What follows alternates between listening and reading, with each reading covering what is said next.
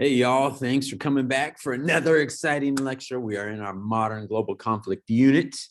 We are continuing our march through presidents. If you remember, we were at Nixon, then Ford as he's finishing out Nixon's second term, then Jimmy Carter. So we have 4 years of Jimmy Carter, which brings us to our next president. This is Ronald Reagan.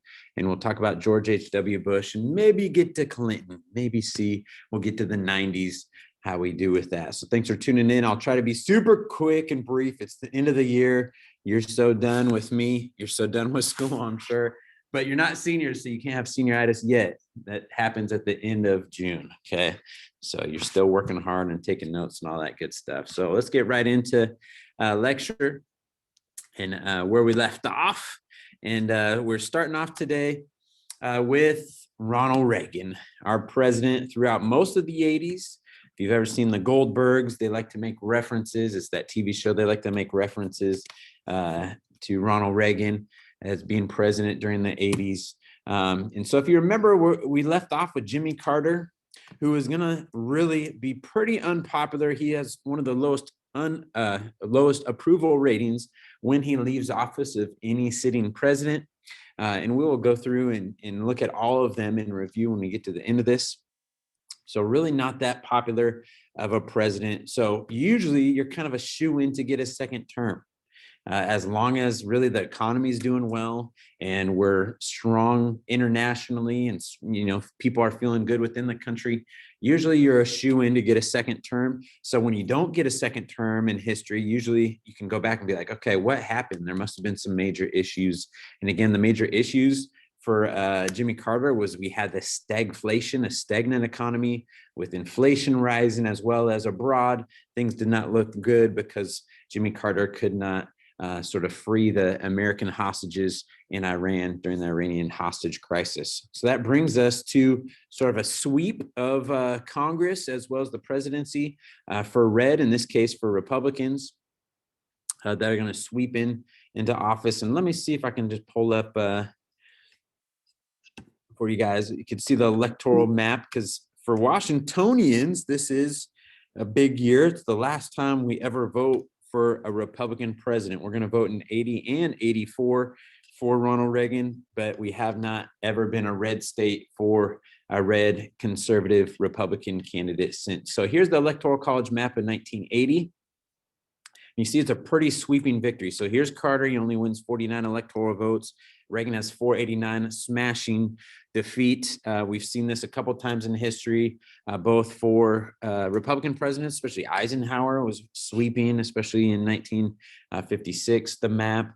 We've also seen it for Roosevelt, where it's been all blue in our history. So, but now we're coming back to a red conservative sweep with the Republicans. And so you see Ronald Reagan easily wins. He wins the popular vote by 8,000, almost 9,000, or 9 million votes, and Jimmy Carter. So that gives you a sense, like, still Jimmy Carter's getting millions of votes, right? It's not like no one's voting for him, but it's not really close, and especially in any of the contested battleground states. If I can go to the next election, just to forecast what happens in 1984. Let's see, there it is. There's the next button to take us. So this is when Reagan's running for re-election again. You think he wins? Well, the economy is really strong. People are feeling really good about America here domestically and abroad. So he's going to win by an even larger margin in 1984 against the Democratic candidate, Walter Mondale, who really wasn't necessarily a bad candidate, but it was just that Reagan was doing that well after his first term, and Americans were feeling that good about America in that time. So, and we'll see this red Republicanness continue in 1988, when then, maybe I'll just hop forward, when Reagan's vice president, George H.W. Bush, runs for president, and he wins as well in 1988. So he's basically continuing Reagan's policies, and he's going to win, not necessarily a smashing victory. I mean, it's pretty smashing, though, when it's 426 to 111. And the popular vote, 7 million votes separate the two. So really not that close. So we're going to see this really tide of conservatism that sort of rises up in the 60s, you could say, gets Nixon elected, simmers down with Carter being elected because of the corruption in the Republican president at the top levels through Watergate. And then after Jimmy Carter, the country comes back to being a conservative and Republican in pretty big fashion. Okay, so let me pull us back to our lecture, and as we learn about then Reagan, we'll get to George H.W. Bush today too, but sort of I got the electoral college maps out of the way. Feeling sluggish or weighed down? It could be a sign that your digestive system isn't working at its best. Taking Metamucil every day can help. Metamucil psyllium fiber gels to trap and remove the waste that weighs you down. It also for my website, sheesh, just plays out of nowhere. All right, anyways. So Ronald Reagan is going to be elected in 1980, and he's going to serve 2 terms, so he can only go to 1988. He serves until 1989, just until January 20th when George H.W. Bush is inaugurated. But he gets elected at 70 years old. He was the oldest president at that time, elected president. Okay, so we've had older people. So actually Trump was 70 years old when he was elected president, but he was a shy bit younger than Reagan. So Reagan was the oldest person ever elected president until we're now have elected our oldest person ever in American history. Joe Biden was 78 years old when elected president. He's still 78 years old. So by 8 years, he's our oldest president ever elected president. And Reagan was the former governor of California, movie star, very charismatic, sort of knew how to handle himself in front of the camera and microphone. So he was able to win sort of wide appeal because he knew kind of what to say, how to say it, when to say it, kind of idea. And he was also sort of known for expressing ideas in simple language that average voters could understand and also kind of laugh at. Here's one of his famous quotes that I think is pretty funny. A recession is when your neighbor loses his job. A depression is when you lose yours, as in your job. And recovery is when Jimmy Carter loses his job because he was president, right? So, and why is he talking about the economy? Because it wasn't good, right? In the late 60s and throughout most of the 70s, the economy was not good. And so Americans are looking for some sort of relief. It used to be in big government, like an FDR or maybe a Truman, or you could even say Johnson and his Great Society. But at this time we retract and we're like, okay, all this government expenses on programs like welfare, on Social Security, and highlighting different groups in society is sort of dividing us. So we see this emergence of conservatism and really uniting around these conservative voices, especially Ronald Reagan is probably the most popular and one of the most popular of the 60s, 70s, and 80s. So his conservative platform, which he really sets and is still the Republican Party agenda, is influencing the Supreme Court and having more conservative judges, starting at the Supreme Court and then down in the other federal court systems, really having more sort of hands-off policies, deregulating the economy and businesses, having a smaller government. And when you have a smaller government, therefore you have less taxes, and just having more traditional values, putting them in front, the family and issues that affect the family to be at the forefront instead of fighting for more progressive ideas and issues, I guess I could say. So he's going to win wide appeal, not just from business people, right, for deregulation that's going to happen, but also Southerners are going to be swayed to the Republican Party really for the first time. Happens for Reagan, and then ever since they've been firmly in kind of Republican hands because they are welcoming limits on federal power. And they don't want the federal power to continue to reach into their states, has been historically kind of the Southern states issue. Is they want to be sort of the states and be governed by their state governments and not have the federal government kind of step in and tell them what to do and how to act all the time. Westerners are going to also want less federal control of our land and resources. So especially those businesses and corporations out here that are harnessing raw materials are going to be interested in Reagan. And even Democrats themselves, they're called Reagan Democrats, are going to also think that the federal government got too big, too expensive, and taxes are too high, which is one of the reasons why we have a poor economy. So we need to start chiseling down. And so also Reagan is going to win over Democrats to be voting for him. So you're seeing this wide appeal.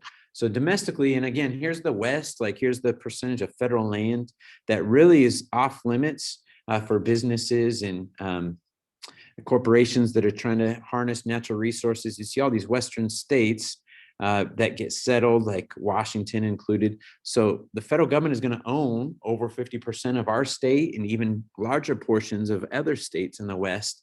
And so we are going to want sort of, hey, we want access to use sort of this federal land for the benefit of businesses and harnessing raw materials. Which, I mean, does it harm the environment? There's sort of going to be gives and takes. There's still the Environmental Protection Agency in this time, and they're going to advocate on behalf of the environment as they always have. So they're going to be there too. But domestically, so what Reagan's going to do is shrink the federal government, shift more power to the states. He's going to cut the budget for the Environmental Protection Agency, which I just mentioned, mass transit, food stamps, welfare, Medicare, school lunches, student loans. And so what is that supposed to do is create less taxes. He's going to start tax cuts. So he's going to lower income taxes by 25% over 3 years, which becomes really popular, put more money back into people's pockets. We saw this during Trump, right? He had a series of tax cuts in which your parents or guardians were bringing home more money and paying less to the federal government. But at the same time, he's doubling the defense budget. So he's cutting taxes while increasing the defense budget.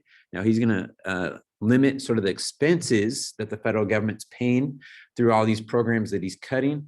But we are going to see an increase in the overall budget for defense spending and in the overall budget because we are still in the Cold War, and he's going to sort of use the Cold War as a reason to continue to fund the defense. And really, historians look at it like we helped bankrupt the Soviet Union, so they collapse and we have the end of the Cold War. A lot of historians attribute that to Reagan's sort of firm, hawkish ideas that we need to continue to have a strong military and sort of go after the Soviet Union, not in warfare, but just sort of confront them wherever they're trying to expand in their power, which you could say was a major success for America, for Reagan, for the ending of the Cold War. He's going to open landed drilling and increase logging on national forest land, which is very controversial in this state, but was welcome at the time, obviously, which is why Washington is going to vote for Reagan in 80 and 84.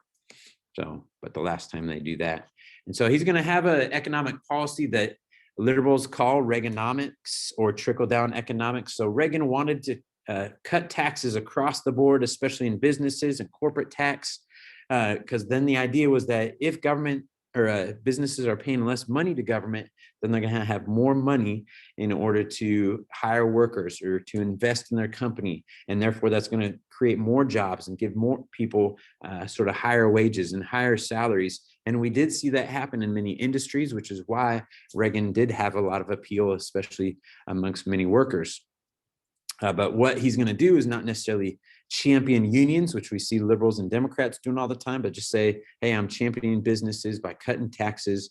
But who's still maybe at the bottom that's not receiving great benefits is the working class, the lower workers who, are seeing their benefits cut by Reagan, and then, are still, they don't have the education or the job experience to continue to move up. And so they're going to continue to be asking the Democrats to represent them and represent their unions. So military spending is ending up going to help the economy, but going to lead to the largest federal deficit in our history at the time in the 1980s.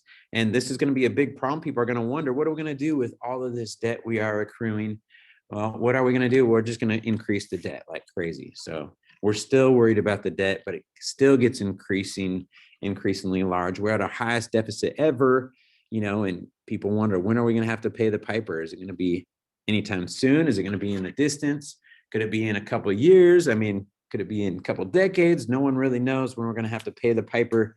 We're now kind of getting to that window, though, where we don't have enough money coming in to pay for our expenses and even the interest. We're at that like sweet spot now. So we'll see what our government does and sort of the ramifications of that. So in the 1980s, because of this deficit, we did have the worst recession since the 1930s, but not as bad as 2008, which happened at the beginning of his second term. So the economy got better and then got worse and then continued to get better. And then it got worse again. So, because the national debt is going to double by the end of his first term. In terms of Supreme Court influence, he's going to appoint the Supreme Court's first woman. It's coming from a Republican. That's Reagan, who appoints Sandra Day O'Connor, becomes the first woman ever to sit on the Supreme Court bench. He's going to appoint Antonin Scalia, who passed away, was that 4 years ago now, and Anthony Kennedy as well. So O'Connor was a pretty moderate judge. Scalia was very conservative, and Anthony Kennedy was pretty moderate as well. So just depending on the issues. Okay, so foreign policy, what happens outside the country is he's going to start authorizing new research called the Strategic Defense Initiative, trying to create some missile shield that could shoot down lasers, but use lasers to shoot down missiles launched at us. And sort of it was the precursor to what we have now called the Iron Dome, which we saw Israel using when we talked about them. And so, but at the time, like critics called it Star Wars. Oh, you're just talking Star Wars, which is the popular movie that comes out in the late 70s, early 80s, as the Star Wars early series, which is really popular and affected culture in the 80s and still is affecting culture. People love Star Wars, right? Maybe you, but but also Reagan's going to have his doctrine is going to be to support rebels around the world that are fighting Soviets. So those freedom fighters, people fighting for democracy and capitalism, are the people in the groups we're going to support. So we'll send money, we'll send ammunition and military weapons to them to support them. And it ends up working, right? Because the Cold War is going to end in 1989, basically with the collapse of the Soviet Union, which comes in 1991, because eventually the Soviets could not confront us enough. And so they basically collapsed. So you could say that was a win, the Reagan doctrine. And some historians say that. Other historians say, no, it was just a natural process. The Soviet Union collapses. So it just depends which historian you're thinking about and reading about. Also, Reagan's going to have the INF Treaty, which is going to eliminate certain types of weapons, specifically chemical and biological weapons, and allow inspections of others' military installations. This is between us and the Soviet Union. So we're still seeing like SALT, the Strategic Arms Limitation Treaty, and limiting nuclear weapons. These are limiting other types of weapons that we might use against the Soviet Union besides nukes. So again, we're seeing sort of a decrease in hostility with the Soviet Union when Reagan's president. And Gorbachev, their Soviet premier or prime minister, he gets appointed as the leader of the Communist Party of the Soviet Union. And so he ends up coming into power and he starts to reform the Soviet Union because they can't continue to operate the way that they had been. So they had to shrink their budget, especially how much they spent on military and how many other countries they were supporting. So eventually it brings about the need to end the Cold War because they just can't keep spending on the military to compete with us and to stay up with us.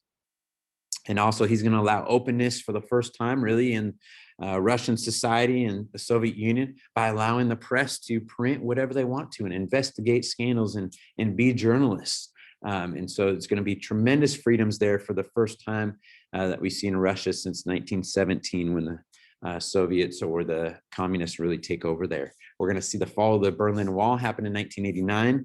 Again, that wall that got set up in 1961 to surround Berlin, West Berlin, so people couldn't flee from East Germany and East Berlin into West Berlin and get out and be free and be democratic.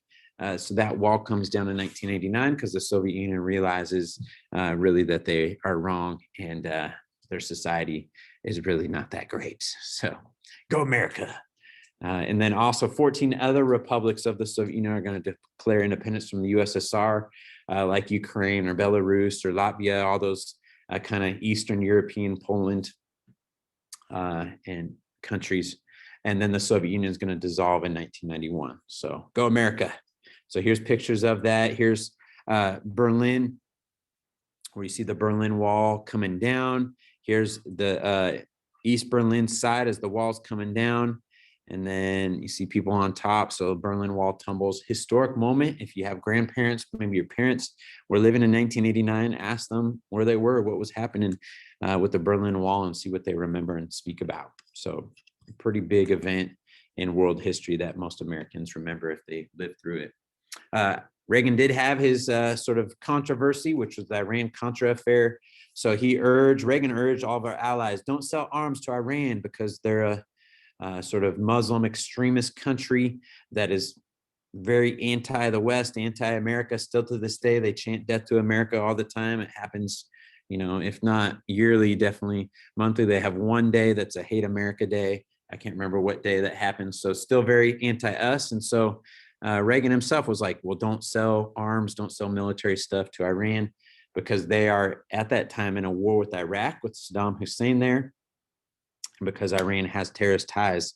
So even though we didn't like Saddam Hussein, we didn't like Iran either. So, but in the end, he approved the sale of arms to Iran in 1986 to get the release of American hostages held by pro-Iranian terrorists. He did that secretly, so the public wouldn't know. We got American hostages back, but then we ended up giving weapons to Iran, so which kind of violated his word. So Congress investigates, and this guy right here, his name is Oliver North, ended up being the scapegoat and took kind of the fall for it and had to leave the military. So it made Reagan look weak and hypocritical in sort of response. So, and Reagan, in a nutshell, his successes, he had better relations with the USSR in the 1980s, a great decade. I was alive in the 1980s. We had the age of Nintendo and Star Wars and great movies, Back to the Future movie series, all this great stuff. Just because I was alive in the 1980s, that's why it was great. But talk to your parents or your grandparents about it. I'm sure they'd love to talk to you about the 80s. Wasn't great for everyone, though. We see the income gap grow between the rich and the poor. We had the largest deficit in our budget in the history to that point. We would laugh at it now because it's just like, 2 trillion, I think it was in the 1980s. Now we're at, was it 21 trillion? So really not even comparable.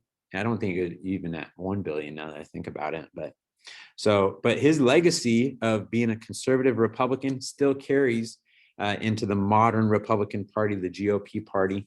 So that idea of less regulation, less taxes, strong America here domestically and abroad, the idea that we need to uplift traditional values, that's still very much the hallmark of the Republican Party to this day. And you could have seen in the Trump presidency. So Trump wasn't that much different than Reagan, except being on Twitter and speaking kind of crazy stuff all the time. But anyway, so Reagan, here's his approval rating. He actually survives within his first month as president. An assassination attempt, he is struck by a bullet, which enters into his armpit. It doesn't really damage him or hurt him. He's hospitalized for a couple of days and then leaves when he's president.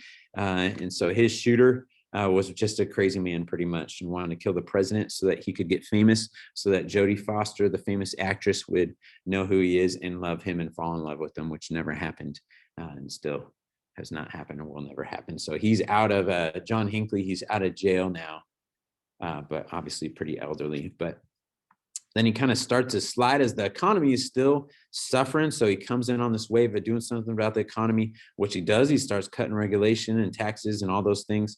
So it takes a while, but the economy then begins to recover. Here he is when he's elected a second term. You see he's pretty popular. He's over 50%. That's kind of what you need to win a second term, just a 50% approval rating or above that. And it stays really popular in his second term until the White House confirms that, yes, we did sell arms secretly to Iran, even though we said we were not going to. He accepts responsibility and apologized for it. And he stays at this 50%. So really 60%, is really high for a president. Really, they hover around this 50% mark. Right now, Joe Biden's at 52%. Yeah, and so we'll see, in every president kind of has this natural slide. So we'll see Biden's approval, although he's right here now, we'll see it start sliding, and we'll get to there when we talk about Joe Biden too. So, but really Reagan's popular as he leaves as president, and that helps his vice president, who then runs for president, to get elected. And we saw this electoral college map, George H.W. Bush, Reagan's vice president, gets elected when he runs in 1988, because he's going to continue what Reagan started, which is a very popular platform in America. America's, feeling good in the 1980s for the most part. We're seeing sort of the end of the Cold War happening. And so there's a lot of optimism and hope. Let's just keep going with this ship that's been sailing down a good course. And so he's also committed to no taxes. His famous slogan, which is going to bite him in the rear end later, is "Read my lips, no new taxes," which he is going to have a tax increase, which helps him not win election. But he goes to 30 states in 8 days. to campaign, which was like a big deal at the time. Now it's no problem because we got planes and buses to take candidates all over the place, unless during a pandemic, which Joe Biden really didn't make it out of his basement much. And Trump went and had rallies, but not as many as he would have had. Which was also controversial. But so George H.W. Bush, he's going to pass the Americans with Disabilities Act, which prohibited discrimination against disabled people, which is 43 million people in America at the time. He's going to nominate the second Black Supreme Court justice. His name is Clarence Thomas to the Supreme Court. After Thurgood Marshall passes away, he was our first Black Supreme Court justice. Then George H.W. Bush nominates the second Black or the to sit, and he's really conservative. He's actually himself a critic of affirmative action. He benefited from it when he went to Yale Law School. I believe it was Yale, but he himself believes that it's not good to give handouts, that people can, if their mentality and their culture is right, can do whatever they want and have opportunities in America regardless of color. And so he had a big documentary come out in the last year that was on Amazon Prime that I saw, but interesting character. He's also I'm talking about George H.W. Bush, gonna raise taxes. So he broke his promise, and this is gonna come back and bite him in the rear end. And then next election, 1992, he's gonna lay the groundwork for NAFTA, the North American Free Trade Agreement, where Canada and Mexico, we don't have any tariffs against each other. So we allow free trade of businesses within these three countries, which is good for business and becomes good for our relationship with those two countries. He's also going to pass the Clean Air Act in 1990, which is going to continue to clean up polluting businesses and try to control acid rain and emissions. Foreign policy wise, he's going to sign START 2. So this is the Strategic Arms Reduction Treaty, not limitation treaty like SALT, but a reduction, with Boris Yeltsin, the first democratically elected president of Russia ever in its history. And he's really going to be the last democratically elected. Yeltsin ends up leaving when he steps down after 2 terms as president of Russia. And that's when we see then Vladimir Putin be elected, and has stayed elected for really the last 20 years, 20 plus years, and is pretty much a dictator. So Boris Yeltsin was really the only democratically elected president of Russia in its history. It used to have a king before the communists took over. So, but the Warsaw Pact is done as we're wrapping up. The Cold War and the Soviet Union is slowly collapsing, and does collapse in 91. He's going to invite Russia and also these other Eastern European countries into NATO, which a lot of those European countries are going to evolve into the European Union, which is still around.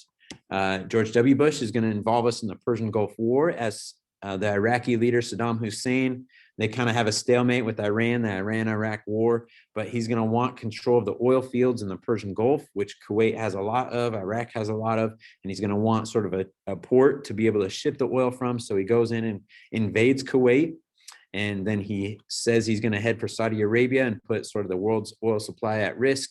And under this one dictator, which we did not agree with. So we got this big coalition of forces, including the United Nations, to support a military offensive against Saddam Hussein. Now, we don't kill him. We don't capture Iraq. We just sort of blow up all the Iraqi military that's in Kuwait, and then push that military back into Baghdad. And then we're like, okay, we're going to stop. And that's when we withdraw. So it only lasted 4 days of fighting. Really, we're going to place forces kind of around Iraq and in Iraq, just to make sure that nothing else happens. And we're going to make Saddam Hussein agree to having weapons inspections, which he stops doing when Clinton is president, which kind of catapults us into another war in Iraq in 2003, because we weren't able to inspect his weapons. So we don't know if he's made weapons of mass destruction or if he's going to be sponsoring terror groups, which is obviously what we become focused on. So here's some pictures of the Persian Gulf War.